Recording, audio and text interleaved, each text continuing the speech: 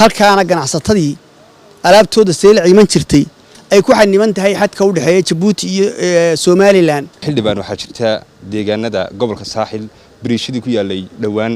daad baa qaaday waxyeelaa soo gaadhay adigu waxaa tahay xildhibaan xeeldheere oo laga soo doortay gobolka saaxil arrinkan bariishada iyo wasaaradda ku shaqo lahayd iyo shirkadii dhistay maxaad ula xisaabtan weydeen haddii aad tahay xildhibaankii deegaanka xildhibaan mubaarag xeeldheere oo ka tirsan mudanayaasha golaha wakiilada ee jamhuuriyadda Somaliland oo caawa warbaahinta kula hadlay hotel Daalo ee magaalada Burco ayaa ka hadlay kastamka magaalada Saylac ee gobolka Salal oo muddooyinka ugu dambeeyay xidhan waa sida uu xildhibaanku sheegay xildhibaanku waxa uu sidoo kale eedeymo culus u soo jeediyay agaasimaha wasaaradda horumarinta maaliyadda ee Somaliland isagoo ku tilmaamay inuu deegaankaasi u tagay inuu isku soo sawiro waa sida uu hadalka u dhigay xildhibaanka oo arrimahaasi ka hadlayana waxa hadaladiisa kamid ahaa silatan waxaan rabaa inaan ka hadlo dhowr qodob oo muxuu ahaayay issue taagan oo ka taagan gobolka Salal gaar ahaan degmada Saylac waxaan muxuu ahaay qodobadaas ay yihiin wadadii isku xidhaysay tuulada Toqoshi iyo muxuu ahaay Saylac oo 5 kiiloomitir oo ay waxyeeleeyeen roobkii daay oo xidhan sababtayna in muddo 8 cisho ah kastamkii Saylac xidhnaado oo ay baabuurta soo gudboodeen wada caashacada iyo Saylac labadaba is xidheen halkaana ganacsatadii alaabtooda Saylac iman jirtay ay ku xaniman tahay xadka u dhaxeeya Djibouti iyo Somaliland meesha la yiraahdo bacdiyaalka arrintaas oo dhibaato ku haysta dhaqaale iyo burbur alaabeed iyo kharash xamaaliseedba muxuu ahaay ganacsatada waxa kale oo muxuu ahaa agaasimaha guud baynu arkaynay wasaaradda maaliyadda Maxamed Xuseen oo booqasho ku tagay muxuu ahaay Looyacado kastamka Looyacadana isku soo sawiray yiri waxaan tagay oo sidoo kale muxuu ahaay dadka been u sheegay oo yiri waxaan tagay caashacada iyo Saylac oo xidhnaa muddo 8 cisho sawirka ku arki doontaan muxuu ahaay warka laga sii daayay isaguna kamu hadal dhibaatada gobolka ka jirta ee muxuu ahaay ka dhacday iyo sidii wax looga qaban lahaa wax aanay wadadaasi u xaniman tahay waa 5 kiiloomitir oo carratuul bay u baahan tahay khaliya 200 ilaa 250 load oo carratuul ayaa ku filan in rakaraaba reer ka dhintaaba la yiri waxa la socday safiirka Djibouti ee Somaliland fadhiya isaguna waxba kama oran muxuu ahaay khasaaraha ganacsiga soo gaaraya ee muxuu ahaa iyo dhibaatada halka ka taagan ganacsigeeni marka Djibouti looga soo raro waxa la keenaya bacdi controlkii Djibouti wala soo dhaafinaya meel 100 mitir square u jeesta ayaa alaabta lagu daadinaya halkii ahaydna Looyacado la soo gaarsiiyo halka marka lagu daadiyo ee dabeedna ay muxuu ahaayay alaabta halka lagu firshay muxuu ahaayay la baaro ee la cashuuro ay hadra baabuur kale soo raraysa kharash dhaqaale iyo xamaalis soo gashay burbur alaabeedba safiirku wuxuu ku guuldareystay inuu fududeeyo oo muxuu ahaayay aw Djibouti ka soo dhameeyeen baabuurtada Djibouti ka soo qaaday kastamka Looyacado ay soo gaarsiiso saana laabada muxuu ahaayay muwaadiniinta Somaliland u waxyeeloobin taasina waxay ku haysaa dhaqaale culus xamaalis burbur alaabeed iyo fatashaas dheeraada marka qodobka kale ka hadlaya waxa weeye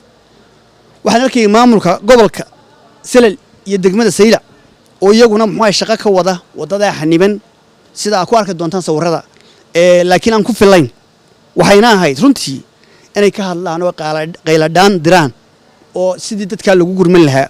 way ogtoo jidkii la mari jiray boorama ka tagi jiray Saylac tagi jiray laba maray wuu xidhay baabuurtuna la xaniban tahay waxaan arkayaa aamusnaanta ay ka aamuseen muxuu ahaayay dhibaatada meesha ka jirta ee haysata ganacsatada dadkiisu soconayay iyo dadkii deegaankaba inay dambi laga galay tahay ummadda reer Somaliland waxa gaar ahaan hadlaya golaha deegaanka ee laga doortay Saylac ee mandate-ka u haysta inay soo gudbiyaan dhibaatooyinka haysta dadkooda oo iyaguna muxuu ahaay afka ka xidhay ugu dambeyn waxa aan wax waraba ka hayn oo aan la socon wasaaradda horumarinta jidadka ee Somaliland iyo hay'adii muxuu ahaayay wadooyinka oo iyaguna muxuu ahaayay aan arintaas sidii wax looga qaban lahaa aan waxba ka warhayn sidoo kale mashaariicdii ay ahayd muxuu ahaayay in horumarinta jidadka ee wakaaladda wadooyinka iyo muxuu ahaa wasaaraddu ay qaban lahayd gobolka Salal waxba lama gaarsiiyo waana hagraday oo mahadsantii xildhibaan waxaa jirta xildhibaanadii laga soo doortay gobolka Salal golihii deegaanka golihii wakiilada wali arrinka kama hadal adoo xildhibaana oo xildhibaan Mubaarag Xeeldheere oo laga soo doortay deegaanka gobolka Saaxil maxaa arrinkan ku kalifinaad ka hadasho hadda bismillaahir rahmaanir rahiim alxamdulillahi rabbil aalamiin waa qof beelba laga soo doortay xildhibaan kasta laakiin inuu meeshaas qura ka shaqeeyo un maaha gobolkaygana aanu ka hadalnaa tii ugu dambeysay jeedkii muxuu ahay koodhor ka fashilmay iyo dikada waanay ka hadlaynay waxaanan u dhaaranay dalka Soomaaliland iyo dadkiisa iyo diintiisa u dhaaranay isnaan iyo cadaalad lagu dhaqantan meesha joogno maadaama aynu soo gaadhay oo dadkii meesha joogay muxuu ahay ganacsatada halka ku xaninay ay warkana soo gaarsiiyeen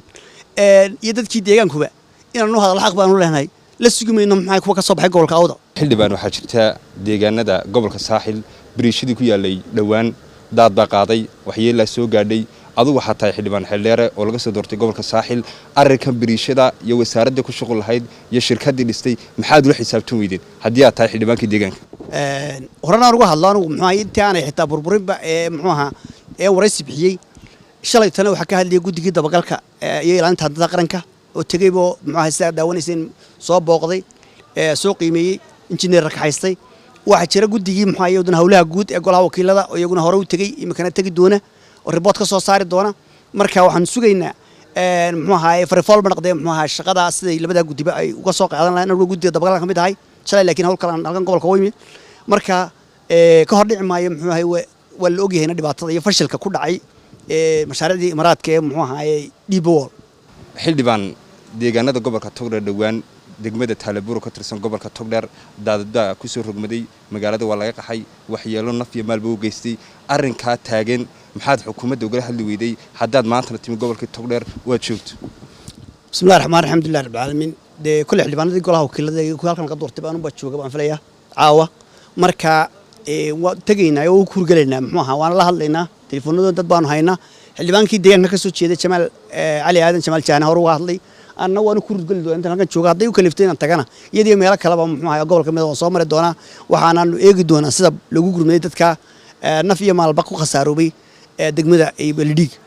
Cabdirashiid Timir maqal muuqa caalamiga ah Cable TV Burco